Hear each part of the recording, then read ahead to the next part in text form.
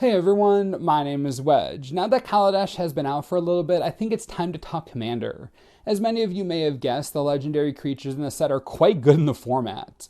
In this video, we're going to take a look at each potential commander, which cards and strategies go best with them, and if you don't want to run them as commanders, I'll tell you where they fit best as part of the 99. Sound fun? Great. If you enjoy videos like these, be sure to hit that like button. Helps out a lot. Kaladesh brings us 7 new legendary creatures. As is the law of Wooburg order, we'll begin with Padim, Consul of Innovation. 4 mana for a 1/4 Vidalcan Artificer. Artifacts you control have hexproof. At the beginning of your upkeep, if you control the artifact with the highest converted mana cost, or tied for the highest converted mana cost, draw a card. There's clearly a plan here. Padim is all about artifacts, so that's what we're going to do, build an artifact deck. What makes Padim particularly valuable isn't her second ability that draws cards. Don't get me wrong, that's great, we love it. But the real power, it's in that first line of text. Artifacts you control have hexproof. This is the basis for everything we're going to do. Applying this kind of blanket protection over an entire card type, things are going to get nasty real fast. Let's explore. The first route to take Padim in is one of giant artifacts. Kaldotha Forge Master exists. If all of your artifacts have hexproof, the Forge Master isn't all that difficult to enable. Once you do that, you have tons of options. The new Metalwork Colossus is a fun to include, but you're probably better off just slamming a Darksteel Colossus, Blightsteel Colossus, Platinum Empyrean, or mere Battlesphere, some of the larger artifact creatures. And best part, they're all hexproof. Seriously, that's insane. Soul of New Phyrexia, hexproof. Colossus of Akros, hexproof. Even non-creatures, Darksteel Forge with hexproof, hilarious. Mycosynth Lattice turns everything into hexproof. I love it. You see what I mean? There are endless possibilities when you can give your entire deck hexproof. Obviously, the Forge Master is just one card, but you are a blue deck. If you're running Padim, regardless of which artifact sub-strategy you use, there are some staples you should be running. Ethereum Sculptor cheapens your deck. Vidalcan Archmage lets you refuel when you cast artifact spells. Searching your library for relevant artifacts is important. For that, you have Fabricate, Trinket Mage, Treasure Mage, and Reshape. All high-value cards that can grab whatever you want. You also get the added benefit of artifact synergy and fuse draw and counter spells. Stoic Rebuttal is another counter spell. Thirst for Knowledge is a powerful cantrip. Argivian Restoration is nice recursion for you, especially if you're sacrificing to the Forge Master, and March of the Machines is just funny. After that, the rest of the deck is your classic blue/artifact-based commander deck, except your powerful artifacts have hexproof, so you're better off than most. Your Burnished Hearts don't die easily, giving Silent Arbiter hexproof is just wonderful. You see what I mean? Padim is certainly a powerful commander choice. If you don't want to run her as the commander herself, there are clear places for her in the format. She's bonkers in Mebnarch, Sidri Galvanic Genius, Muzio Visionary Architect, and my personal favorite, Sen Triplets. Giving Sen Triplets hexproof is simply delicious. It really is. Besides these, I've seen talks of Padim's inclusion in Shahram the Hegemon and Mishra Artificer Prodigy, so there are plenty of avenues to go down with her. Enjoy the artifact goodness.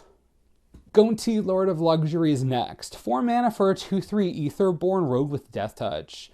When it enters the battlefield, look at the top 4 cards of target opponent's library, exile one of them face down, then put the rest on the bottom of that library in a random order. For as long as that card remains exiled, you may look at it, you may cast it, and you may spend mana as though it were mana of any type to cast it. So basically, Gonti enters the battlefield, you get to scry 4 on your opponent, bottom everything except 1 card, then keep it for yourself. What makes Gonti especially dangerous is that it can use mana of any type to cast whatever it takes, so you aren't handcuffed by color restrictions. This is devastating in Commander, think about it. Gonti gives you access to your opponent's library and some of their best spells. Obviously, if we're building a Gonti deck, it's to take advantage of this crazy trigger. Yeah, this is going to be good. We're used to blinking things in white and blue, like Brago or Rune. Not this time. Gonti wants to be blinked all the time. It leeches like a vampire off the opponent's deck, playing their best spells. To do this, we're going to need some solid flicker or return to hand effects. Conjurer's Closet is an auto-include if I've ever seen one. Voyager's Staff is gas, letting you exile a creature that comes back at the end of the turn.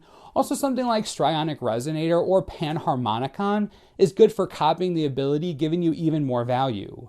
The problem with the mono black deck looking to flicker things is that black isn't all that good at flickering. It's really good at killing stuff, like real good at it, not so good at flickering, which is why the rest of the deck is your classic mono black control deck. You have your staples like Cryptghast, Phyrexian Arena, Sidisi Undead Vizier, and Decree of Pain, cards like these. Gain your mana, draw your cards, tutor for whatever you need, then destroy everything. Since you're running Panharmonicon and the Resonator now, Enter the Battlefield triggers are especially exciting. Massacre Worm becomes a lot more fun, so does Grave Titan, Noxious Gearhawk, Shieldred. There's a long list of Enter the Battlefield effects in black that are particularly devastating. Now, while black isn't great at flickering, it's really good at reanimation, which is why when Gonti dies on the battlefield, ready for this? Let it die. Let it go to the graveyard.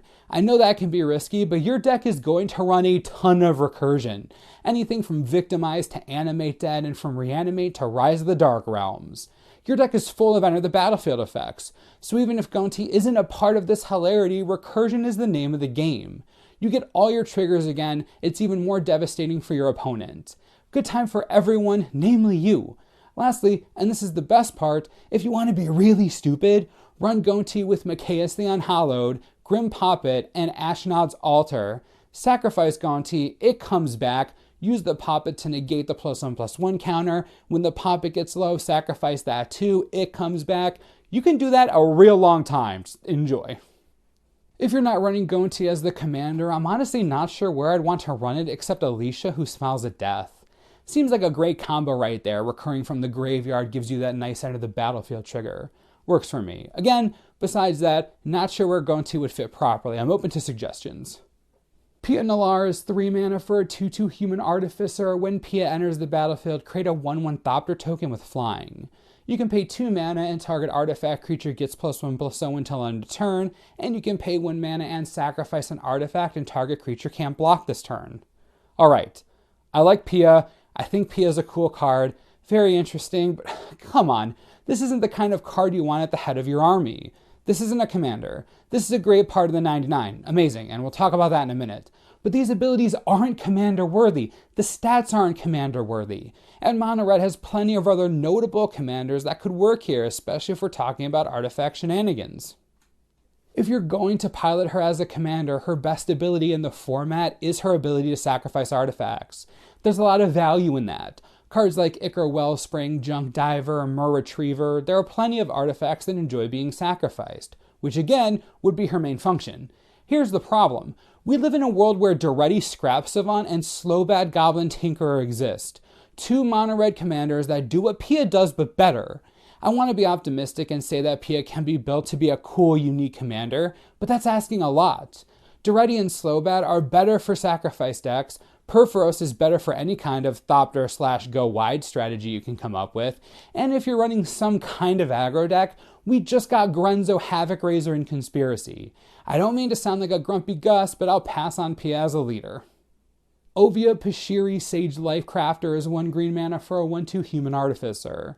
You can pay 3 mana and tap her to create a 1/1 Servo token.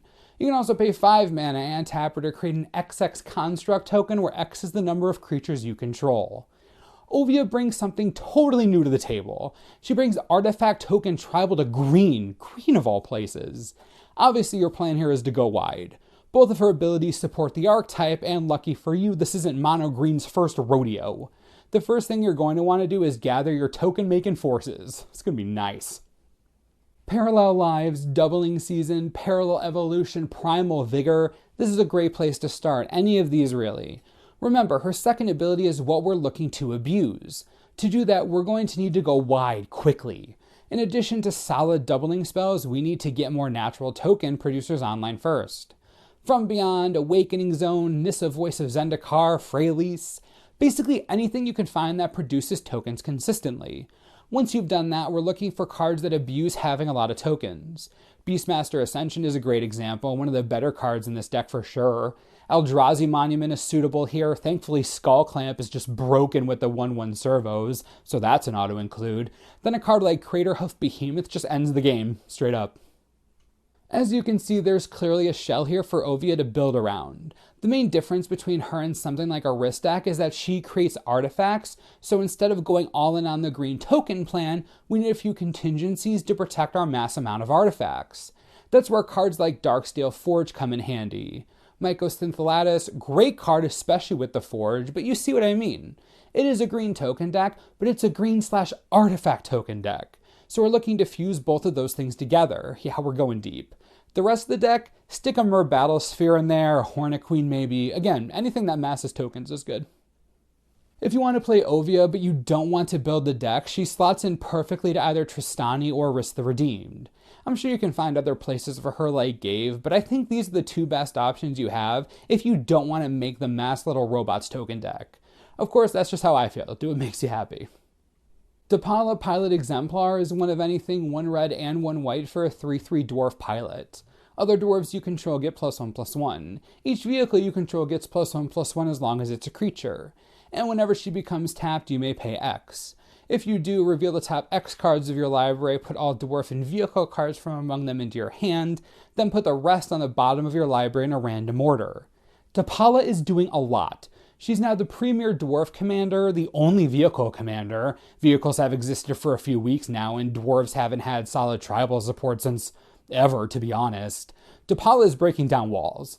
Obviously, if you're going to build her, you want to build a dwarf or vehicle deck. Best part, you get to build both, since neither dwarves nor vehicles are particularly deep card pool-wise. Let's get started. We're clearly going tribal here since she buffs both of the types we care about, and she lets you dig into your deck to find more of each. So we're saturating the deck with everything we got. Obviously, Kaladesh auto includes our Veteran Motorist, Sky Sovereign, Cultivator's Caravan, Fleetwheel Cruiser. Then the new white dwarf cards like Fairgrounds Warden, Gearshift Ace, Visionary Augmenter, and a lot more. You're essentially playing most dwarves and vehicles from Kaladesh. Where the deck gets interesting is beyond that. What do you include from older sets? Let me help you out. Dwarven Recruiter is a great card most players don't even know about. 3 mana to tutor any number of dwarf cards and put them on top of your library. Any number. Then you can just Depala trigger and wham! Whole new hand of dwarves. That's absurd. Durgar Hedgemage is perfect anti-artifact and enchantment tech, also a dwarf to boot. Dwarven Miner is insane, non-basic land destruction on a stick every turn, can't say no to that. On that same note, Dwarven Blast Miner, same deal. Crazy strong. The old school dwarves are actually pretty effective/bothersome. Bomb Squad, Dwarven Driller, Mine Layer, and Big Daddy himself, Dwarven Blood Boiler, are all great for this deck. You get a sweet land destruction sub-theme and some nice combat statistics. I mean, we're talking about a deck that can run Pardic Miner. Are we really not going to take advantage of that? Come on. Last note, if you aren't running Depala as a commander, she's literally useless. Don't put her in anything. She doesn't fit anywhere. There's no reason to run her anywhere else. I don't care what you say. She's clearly meant to be a commander.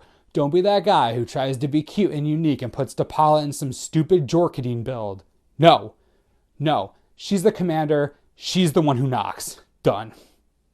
Kambal, Consul of Allocation, is one of anything 1 white and 1 black for a 2/3 human advisor. Whenever an opponent casts a non-creature spell, that player loses 2 life and you gain 2 life.